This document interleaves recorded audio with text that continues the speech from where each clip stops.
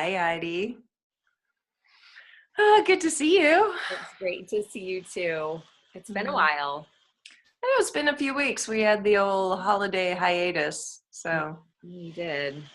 Well, we're launching into quite the endeavor with you coming here next week, and I know you've been here before, so it won't be completely unfamiliar. But this time you're coming here for a different purpose, so that makes it uh, heightens the anticipation for sure. right, this time uh, I'm going to be hanging out with a whole bunch of people not like myself. Whereas the times I came before, it was a quick hello to you, and then I went off to my yoga retreats Right, right. outside of Nashville, which is hanging out with a bunch of people like me. So, Now, interestingly, though, I think that that's a perception you might end up finding isn't true because the town where I live is made up of very diverse opinions and very diverse people. So I have a feeling we're going to be leading a workshop together, and I have a feeling the people that attend are not all going to be conservatives. They probably didn't all vote for Trump, and so we're going to have a variety of opinions and beliefs and values in the room. So wow, that you're not the only liberal in the room. I had this sort of thought like, wow, what if I'm the only liberal progressive in the room? That's going to be interesting to hold like that field as the person that everybody can project their judgments onto, which I felt up for the task, but I was sort of like girding myself. Right, I know. Yeah, and I've kind of gotten that from the times that we've talked, that that's kind of what you feel like you're walking into.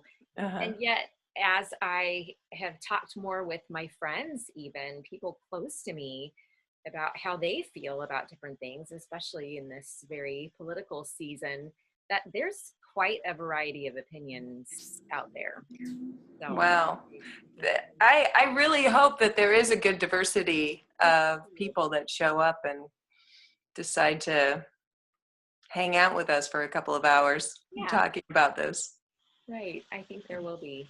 So, do you Mhm. have any, besides feeling like you might be the only liberal in the room, do you have any other fears or anything else you're feeling about coming? Yeah, I really found what was arising in me was like the who the hell am I to do this, and digging deeper into that feeling and feeling that need to be the perfect mouthpiece, Mm. the perfect teacher, the perfect person to do this. And of course I'm not. And because I can even look at my economic status or the color of my skin or so many other things and say, wow, who am I? And those are worthwhile questions to at least be aware of, like the areas in which I may not have a lot of knowledge.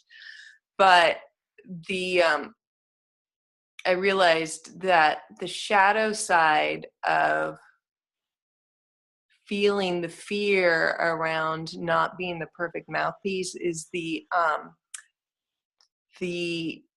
desire not to be attacked or not to be called out or not to be seen as stupid Yeah. or embarrass myself or feel vulnerability, extreme vulnerability at the basis of it. And once I realized that, it's like, okay, I know what it's like to be vulnerable. I know what it's like to feel embarrassed. And I think I can handle that if somebody wants to call me out on a blind spot that I have. And I just hope that my response will be to listen and learn, which is what we're just trying to help people to do.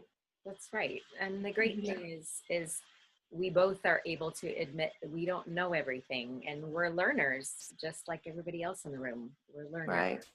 that Right. last couple of days, I got to record an audio book. You may have seen that. I posted it on Facebook. Mm-hmm. So this woman wrote a book. It's called You Are Free. And much of the book talks about, well, at least a good section of the book talks about that we are uniquely gifted, and our unique gifting matches a passion that we have to help with a problem in the world, or something that burdens us, something in the world that we look at and go, oh, this just burdens me. And when we put those two things together, our unique gifting or our experience, and we put that with the burden that we have something that is a calling, something that we feel like, oh my goodness, I have to do this. And that's what this is for me. And I see that for you too, that we both have this burden, and then you and I both have this background in these experiences. And when you put those together, this workshop that we're going to get to lead together, I feel like this is, oh my goodness, this is what we're supposed to be doing. It feels right to me. Mm-hmm. Even though I agree. What was that last part? Even though it's terrifying, at the same time, it's that I cannot not walk into this. Right. It is what I feel like. And when I first got your message about doing this together, it was, well, yes, of course I would. It just feels like the timing feels so right, because you listen to newscasts and to things that people are posting, and to video clips, and to so many different things right now. And people are talking about wanting to learn how to have the conversation. So many of the things that you and I are sending back and forth to each other are about people. They want to learn how.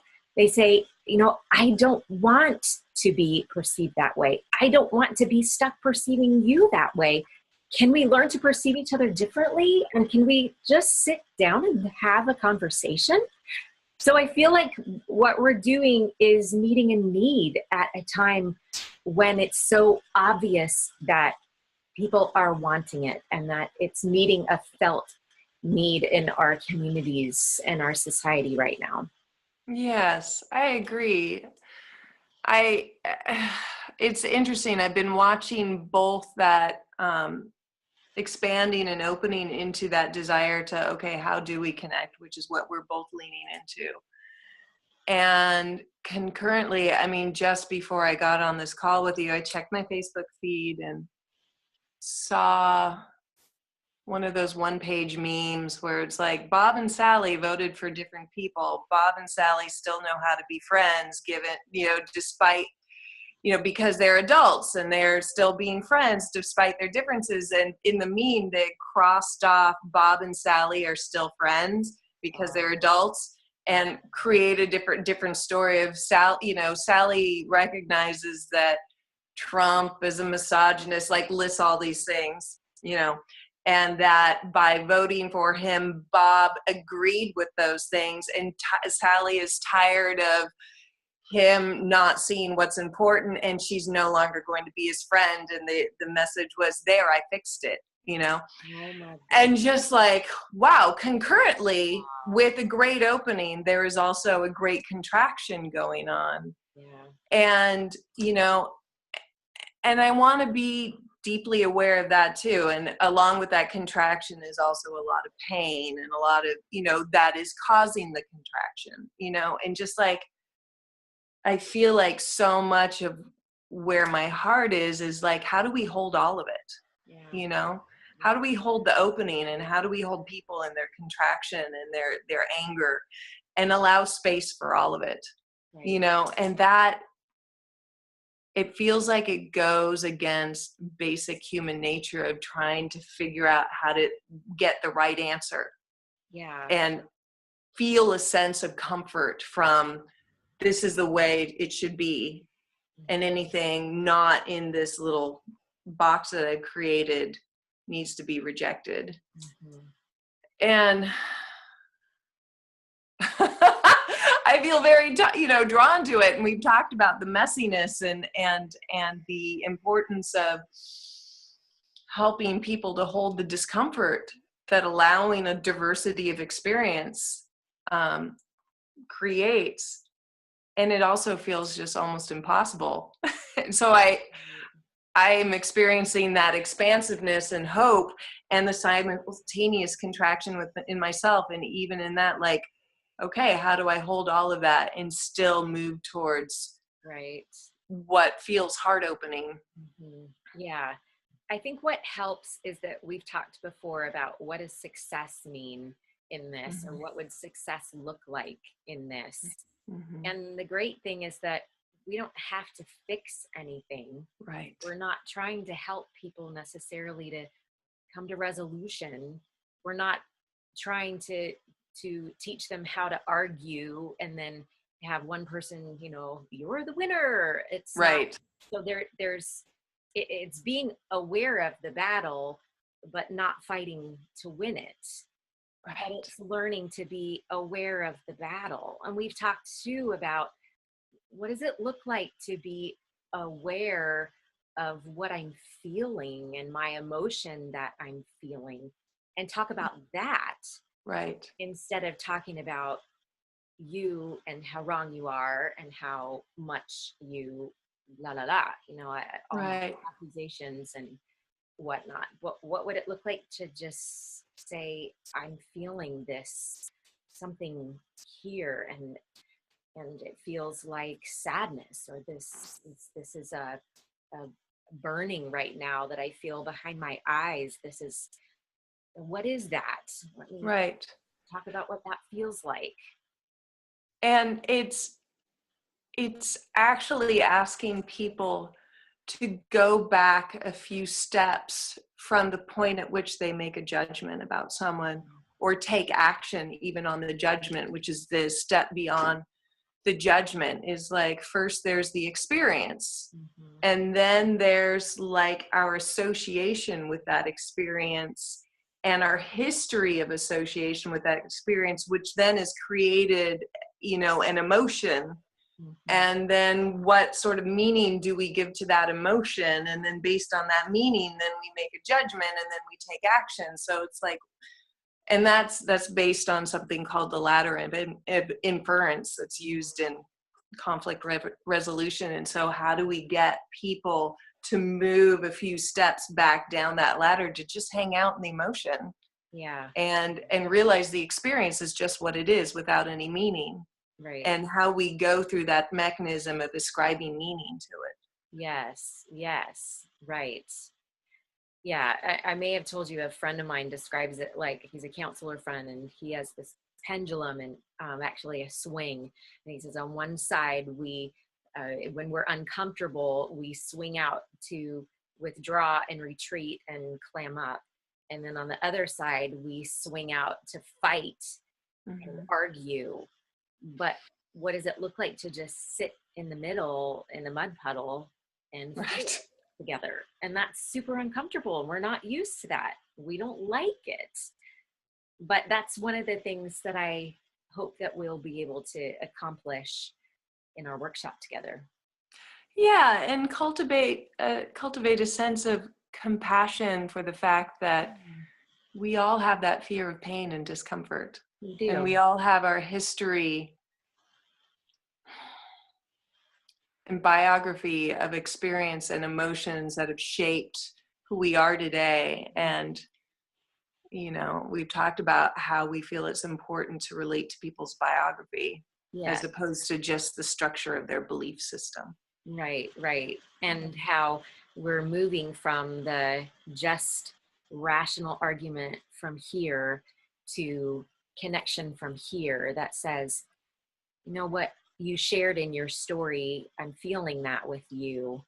Yeah. And I can see how you would feel that way.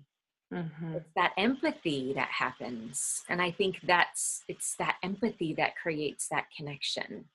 But we can't feel the empathy until we are able to be aware of our own pain and our own discomfort. Because if we're not aware of that, then all I can do is stand and point my finger at you. Right. And become aware of it without then immediately blaming the other person for causing it. For causing Too. it. Yes. And it's so tricky, but it's really rich to begin to experience living that way. Yeah.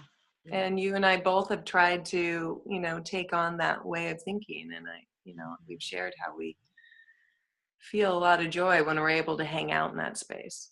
Yes, that's right. Well, I'm greatly looking forward to it. I am too. So you're going to be staying in my guest room. Yes.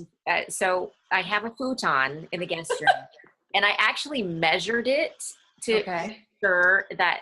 See, you're a lot taller than me, and I fit on it pretty comfortably. But I measured it, and it's 6 feet long exactly. Which, how tall are you? I'm 6 feet, but there's this great thing that on the diagonal, you get extra inches. So I'm not worried. Have you slept on my futon before? I slept on a big inflatable bed that felt like it was like, I don't know, 5 feet tall. That thing was like ginormous. Maybe that's what you slept on. Well, I have to, you can take your pick on the ginormous mattress or on exactly 6 foot that futon. It's in here and I keep looking at it going, okay, her head is going to be right at the headboard and her feet are going to be right at the footboard. I thought, well, maybe I'm not worried. Curls up when she sleeps. No problem. I won't be making any signs that say, just say no to short beds. Yeah. No picketing. No picketing. I promise not to picket. Well, thank you for trusting me enough too to come into my home and be a part of my family and just be here with us. No, I am so looking forward to it and pushing this edge together. So yes. All righty. Thank you. We'll see you next week. See you. Okay. Bye.